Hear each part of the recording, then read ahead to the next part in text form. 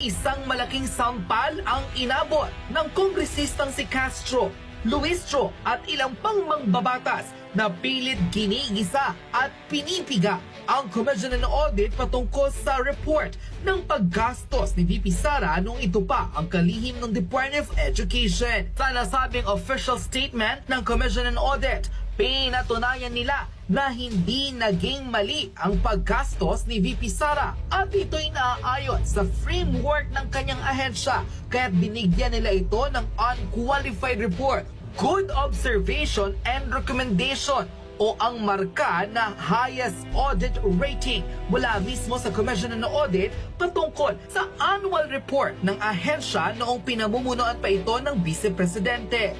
Sa katunayan, first time in history raw ito na nakuha ng Department of Education simula 2012 hanggang 2021 ang nasabing highest qualified report rating mula mismo sa Commission on Audit dahil sa tamang paggastos ng budget ng opisina nung ito pa ang nanunungkulan bilang kalihim ng Department of Education.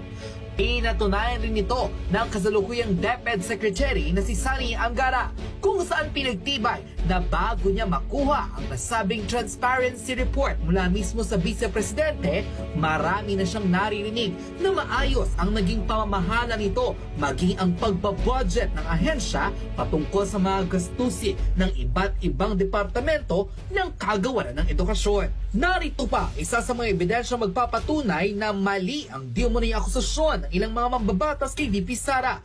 At sa katunayan, binigyan ito ng COA ng highest audit rating patungkol sa tamang paggastos ng budget ng ahensya ng DepEd nung ito pa ang kalihim ng nasabing ahensya. Ayon mismo sa full post ng Dare to Ask, the Department of Education or DepEd under VP Inday Sara Duterte received an unqualified or referred as unmodified clean opinion in 2022 and 2023. For the very first time in 2022. Yes, first time. The Department of Education was issued an unqualified opinion by Commission on Audit on its financial statements under the leadership of VP Inday Sara Duterte. I believe this is one of the major accomplishments of VP Inday. Yes, she took over towards the last half of 2022, but the responsibility of financial reports preparation for the whole year is under her leadership. She mentioned this accomplishment during her turnover to Sani Angara. Hindi ito naibalita sa mainstream media noon, inignored o hindi pinansin. So I dig and check the previous annual audit reports of DepEd from 2012 to 2021, the only available reports, and in those years, DepEd was issued a qualified opinion not very positive. Finally, in 2022, unqualified opinion na, COA's highest audit rating, and as just reported in 2023 also. Ano nga ba ang ibig sabihin ng opinion na ito?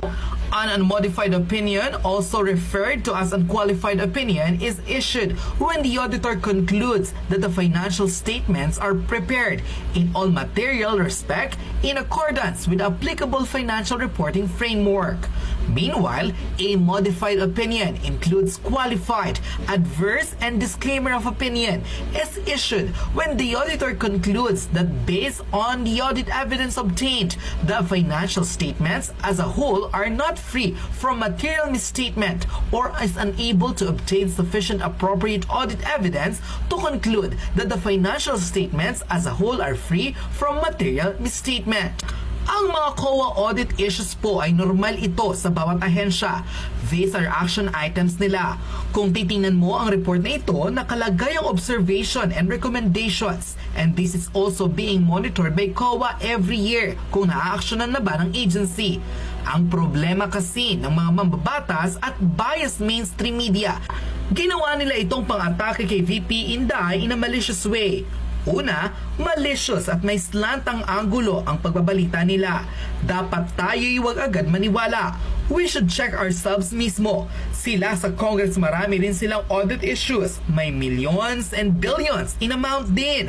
May balita at pagbubusisi ba sa kanila? Wala. tayo lang as posted already in this page. Sabi ng COA na sa December 1, 2024 pa nila maa-upload sa website nila ang fiscal year 2023 annual audit reports ng lahat ng agencies. Kaya for now, wala tayong access. Pero sila sa Congress, meron kasi pinapatawag nila mismo ang COA sa mga hearings. Unquote. Narito pa ang exclusive video kung saan tila mukhang napahiyang araw ang representative ng ACT Teachers na si Franz Castro matapos sabihin mismo ng Commission on Audit Chairman na si Gamaliel Cordoba na kahit ipilit ng ilang mga mambabatas na humingi ng nasabing COA finding reports, tila hindi raw ito ibibigay ng ahensya dahil dapat raw alam ng mga kongresista na mayroong limitasyon ng lahat at hindi dapat ilabas sa publiko lalo't confidential ang nasabing pagre-report ng Commission on Audit. Narito't panoorin ang full video. And meron na po kaming audit actions on the liquidation report that were submitted by the Office of the Vice President for the CF for calendar year 2022. So, meron na po kayong findings on the report? Yes po, we already have audit actions po and findings on the liquidation report submitted to us by the Office of the Vice President. Okay. So, syempre, hindi pwedeng sabihin dito, no? Yung kung ano man yung audit findings, no? Yes. Pwede ba sabihin? Because of the nature po of the Okay. funds which is confidential, so ano po yun, hindi po namin madidisclose. Okay, later na lang. So, moving on to another confidential funds. Noong 2023 po, merong confidential funds din yung DepEd, which is 150 million. So, meron na rin po bang report ito? O na-liquidate na ba itong pondo na to? The DepEd po has already submitted their liquidation report and meron na rin pong audit action ang aming office on this Okay. matter. So, of course, pag sinabing audit action, it could be, syempre, from the audit observation, it could be disallowance, suspension, or whatever. So, dahil ulit, sa ito ay confidential fund, hindi pwedeng sabihin ngayon. Yes. Okay. So, another one, Madam Chair, ito, no, 2023, meron din yung OVP na 500 million confidential funds. So, again, it has na-liquidate na ba ito at may findings na rin ang COA? Madam Chair, the Office of the Vice President have already submitted their liquidation reports, liquidation documents, and meron na rin po kaming audit actions on this. Together with the report, meron na yung mga performance, yung kanilang accomplishment report. Together with that po. Yung pong accomplishment report, submitted po yun. Copies of that is also submitted to the Office of the Speaker, to the Office of the Senate President, and also to the Office of the Senate President po.